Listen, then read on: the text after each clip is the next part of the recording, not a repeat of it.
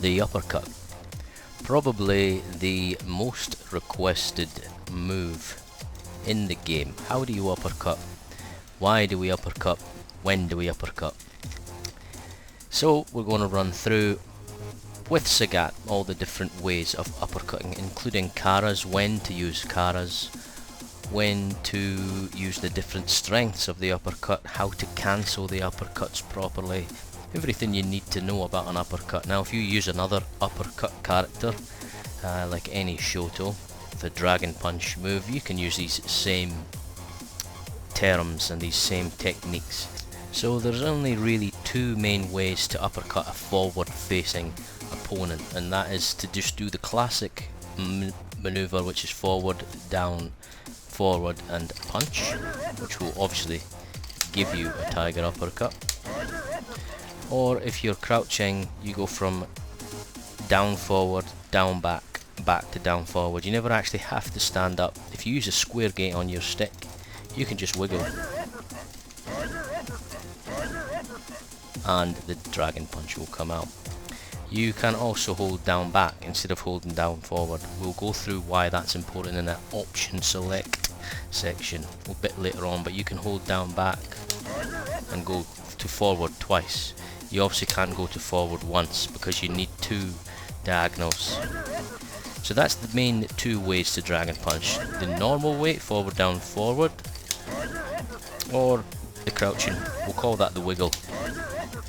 Now a very simple way of cancelling your normals into the uppercuts is to use the normal version when you're standing up and the wiggle when you're crouching down. It's very difficult to use the normal version if you're crouching and vice versa. It is for me anyway, and I've been playing fighting games for a very long time. So let's say we did a crouching medium punch and wanted to cancel it. We would just use the wiggle version. Do you see the arrows? We would just wiggle the bottom of the stick. We would never have to put the actual forward motion in. That would be actually quite awkward to do. You just ride the bottom of the gate, if you like. And the standing one is the opposite. You don't need to go to the crouch position because you're already got the forward of the DP in. You merely just do the DP. So that would be how you cancel the moves. Now for the guys struggling to cancel the DP into the critical art, you will have a weak side and you will have a strong side. This is natural in fighting games. My weaker side for cancelling into critical art is this side. I have to do a half circle to get that circular motion to come out. This is actually my stronger side for anti-airing, and actually the opposite is true. A little bit weaker at anti-airing from this side, but better at the circular motions for cancelling into critical art. Now to cancel the critical art, you need a DP and you need one circle and kick. You do not need two, so the critical art motion is obviously two kicks, two circles and a kick, 2 quarter circles and a kick for Sagat. But the DP is the first half of the critical art. You only need one more to complete the cancellation. So from this side, I would do a DP and a half circle and kick. You'll probably see me finish up forward. I find that just doing a full rotation of the stick from the half circle really reminds me to get right around the gate and get those diagonals, which is the important part of cancelling the critical art. So from this side I'm going to do one dragon punch and a half circle and kick, and the dragon punch will cancel into the critical art. See the half circle on the left hand side?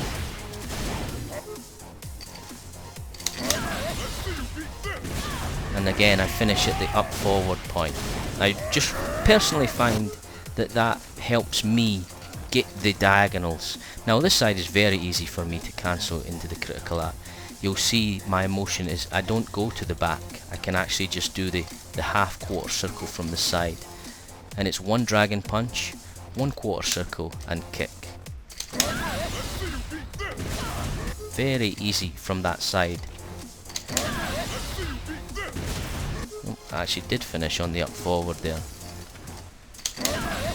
There we go. Now the next cancellation we're going to talk about is a little bit of a more of an advanced situation, but still worth knowing for this video. And it's basically buffering normals into dragon punches at the mid-range. Now the reason for this, particularly in Street Fighter V, is people dash up a lot. People use moves that try and advance on you, and you can generally get a bigger punish with a little risk if you use a buffer option select. So what we're trying to do here in Sagat's case, the standing light kick and the crouching medium punch are probably his two main buttons for this. You press the standing light kick and you buffer the DP in very fast at the same time just after, as if you're cancelling it in a combo. You have to do it fast, otherwise that's what happens. The crouching medium punch, a little bit easier, and you can also use the wiggle motion that we talked about for this one.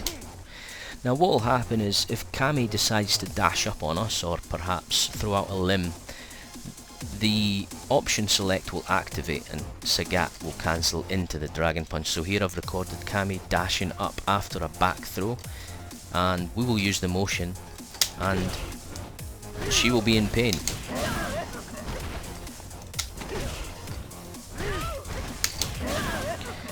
Now bearing in mind, if she does not dash, that action does not come out. So that's a very basic option select. Just quickly on that buffer, it can be very good for your higher level players, intermediate level players, as a post throw tech option. Now what that means is, when the characters tech each other, there's a gap that opens up, and usually it's there's a guess there. We can make a relatively low risk guess. So in this recording, I'm going to tech Kami's throw and she's going to press towards and medium punch, which might be an option for Kami. Maybe she would press crouch and heavy punch, but we're going to do a light buffer after the throw tech, and watch what happens. So we'll turn the recording on just to show you what she does. So she's going to press standing medium punch. That's the sort of thing that will kind of elevate you up in small matchup details, and probably a little bit outside of the scope of this video, but I just thought I would stick that in there as an option. We'll get into Kara uppercuts shortly, but as far as anti-airing goes, the best anti-air options for Sagat with dragon punches are his light uppercut and his heavy uppercut. There's absolutely nothing wrong also with using medium punch uppercut, although the invincibility frames on medium punch uppercut don't kick in till around 3, which means if you do the DP very, very late, you are susceptible to get counter hit or beaten. If you input a light uppercut or a heavy uppercut before the opponent's button makes contact with your box, then it will always win. If you input a medium punch uppercut 2 frames slow, you'll get counter hit. So really we'll find out the use for the medium punch uppercut in a bit. So for your anti-air, you want to use light, obviously, because it's the fastest as well. Light uppercut is 4 frames and heavy uppercut is 8 frames, but heavy uppercut has a hell of a lot more range than light uppercut does. We'll go through the anti-air section a little bit later, but for an example of this, we'll use Kami jumping in with a heavy kick. Light uppercut will never lose as long as you input the button before hers hits you. Also the same with heavy. You can hit very far away with heavy. Look, if that was the light button. Still works, but certain normals it'll whiff. But the heavy one, same again, very late. Now let's leave the medium punch very late. That was a bit too late. That was a bit too early. One more. See the counter hit come up? You will not get counter hit with the other 2 dragon punches. Try again just to show you. It's probably just the wrong normal or the wrong spacing. There. That won't happen with the light version. It will always win once you've input the DP. Now to quickly run over the other attributes of the DPs, they also can beat attacks and can beat throws, but in Street Fighter V it depends which version you use. Now to start off with Sagat, you'll have to look up your own character for the frame data attributes, but Sagat's heavy Dragon Punch or heavy Tiger Uppercut is actually throw invincible from frames 1 to 9, which in very simple terms it means it beats throws. So what I've got done here is I've set Cammy up doing a standard knockdown. We will throw to show you that it's a true setup. In the next example we'll mash on jab to show you that the throw beats the jab, and then in the final version I will HP uppercut and show you that the uppercut in fact is throw invincible. So let's turn the recording on. Tech first. Now I'm going to mash jab when I wake up and get thrown. I cannot beat that setup with a button, but because HP DP is throw invincible, we can beat the setup. Bearing in mind it is only the throw. I will show you what happens if Cammy hits. So if Cammy does a crouching medium punch meaty instead of the throw, the HP DP will now lose because it is only throw invincible, not hit strike invincible. You will see the reversal message come up and the counter hit come up. The next grounded attribute is medium punch DP. Now medium punch DP actually can do a very similar thing to the heavy punch DP, except this time it's for strikes, not throws. So medium punch DP is 3 to 7 frames attack and projectile invincible. Now what this means is if you can find a block string that has a gap of around 4 frames, 3 to 4 frames, Sagat's medium punch DP will actually beat that block string. Again, these are risky options, but they're options that you need to know about if you want to know about dragon punches. So this to this is a combo. This is a very common Sagat combo. But Sagat is only +3 on this move on block, and his crouching medium punch is a 7 frame normal. That leaves 4 frames between this and this if we block it. Now that means that we can use our strike invincible move to interrupt. If you were a bit confused, I'll show you an example. Sagat's doing the combo on us and it connects, which is fine, but if we block the first medium punch, we can beat the follow-up attack with the strike invincible DP. And just to show you that we cannot put light buttons in between, I will mash on a light as Sagat does his block string. So let's just block one. We get hit every time. But if we use that medium punch DP, we can win. So medium punch DP, strike invincible from frame 3. Just to show you, if you are that Sagat player getting that done to you, you would have to change your block string then to this, or perhaps even this. And because now you're using a quicker move after the standing medium punch, Sagat cannot actually interrupt. The strike invincibility does not kick in. We're now using the light kick in place of the crouching medium punch. If you're confused about that, I can maybe do it in another section at another time, or stick your question in the comments. One of the other grounded attributes of medium punch DP is that it's invincible to projectiles, fireballs in other words. So what I've done here is I've recorded Rashid with his V-Trigger 2, which throws a whirlwind which is considered a projectile.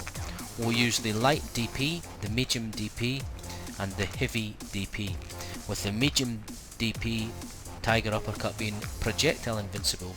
It will be the only one that can defeat the projectile.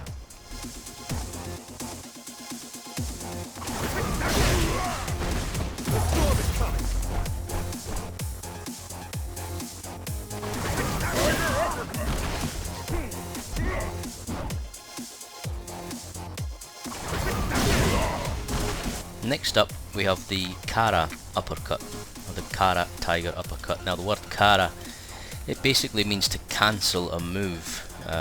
So there's various Karas through various editions of the game, but basically you can use Karas for lots of things. In Sagat's case, we're trying to extend the range of his uppercut.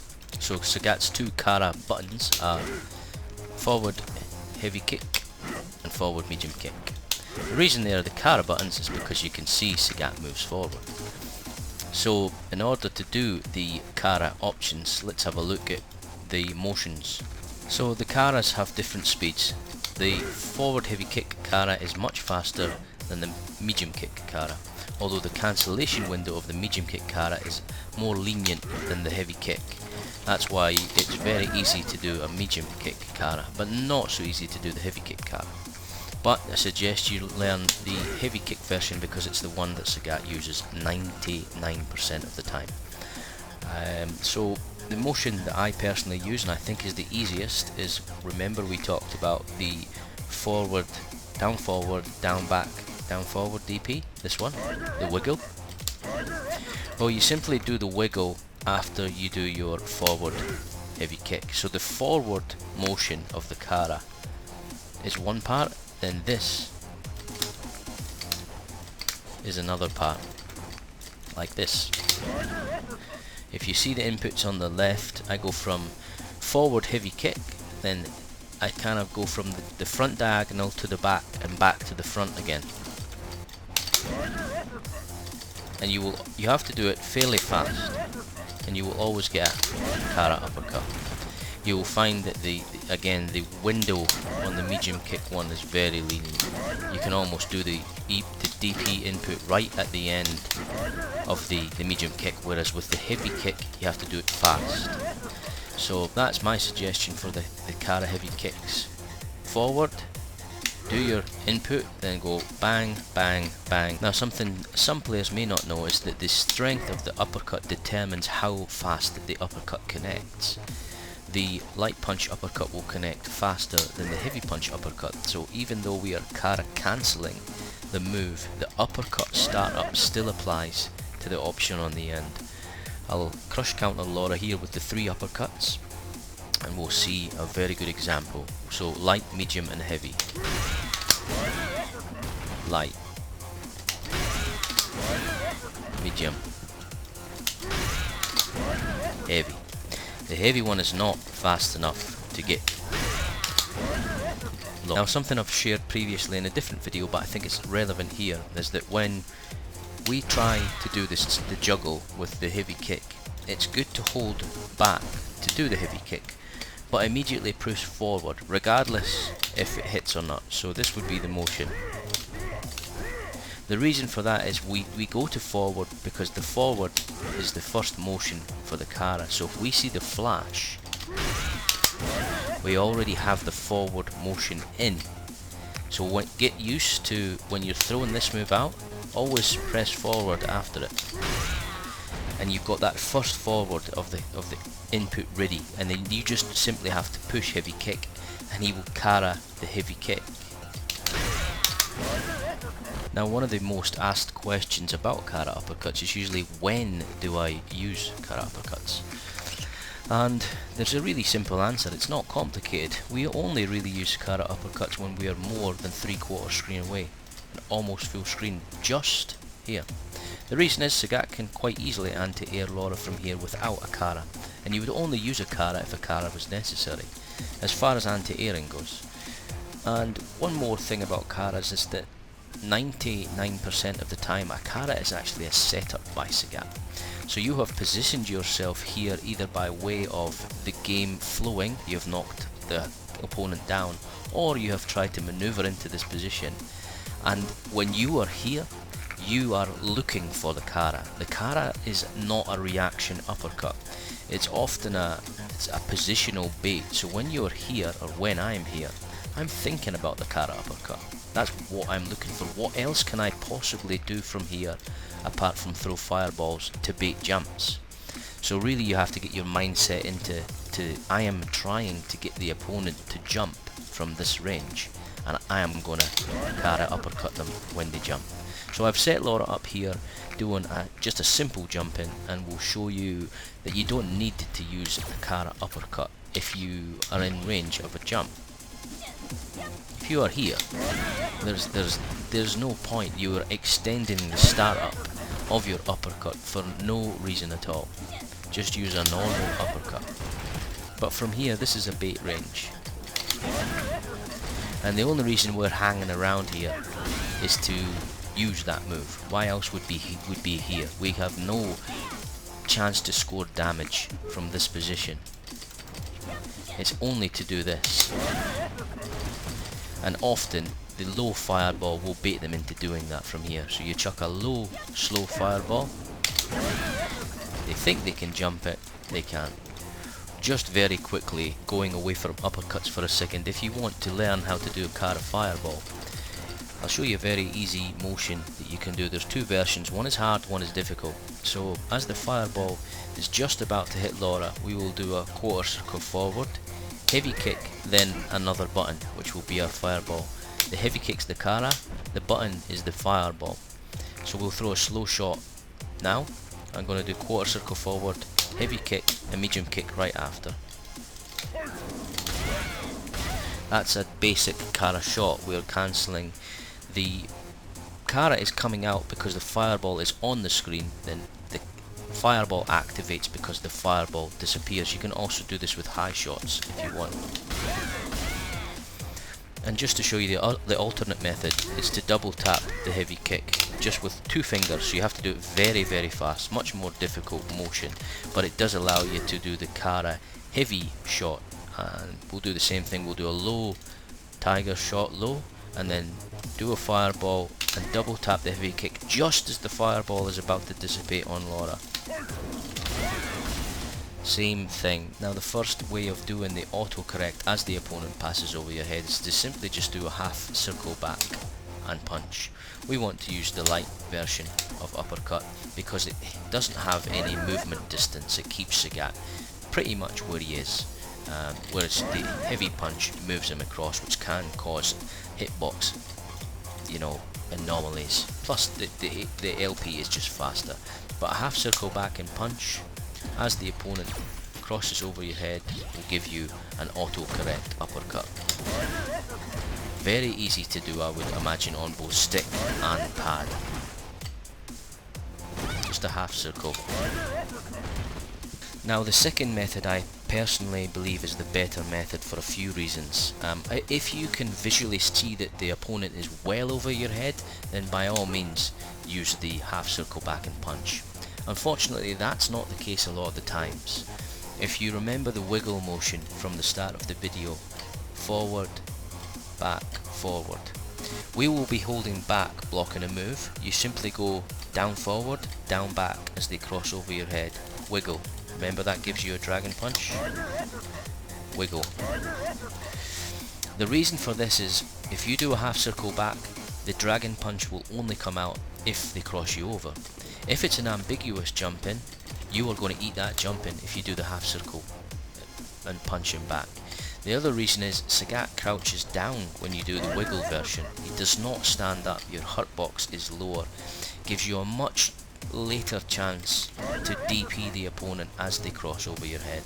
To reiterate before we turn the recording on, we're going to be going from the blocking position to forward to back to forward again. We do it twice and we get the dragon punch.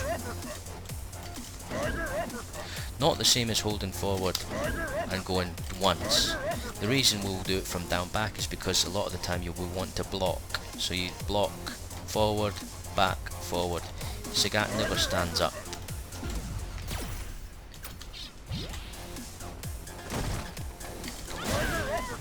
Just like that. Do it again.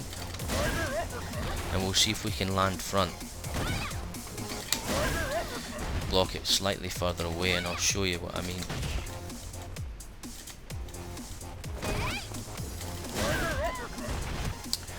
And finally, anti-airing with uppercuts. It takes practice. Now I have plenty of videos on my channel if you want to check them out on how to teach yourself to react to uppercuts. But a lot of the time it's really just mindset. Like I gave you the example of the carrot uppercuts. We knew we were going to carrot uppercut from here. From here we know we're probably going to use heavy. And from here, medium and light. So it's really about knowing where your character is positioned and having that anti-air in the back of your mind, whether you'll be whiffing buttons or throwing fireballs, just to be always thinking about the sky as well as the ground. And I hope that helped you out, guys. Stay tuned for more.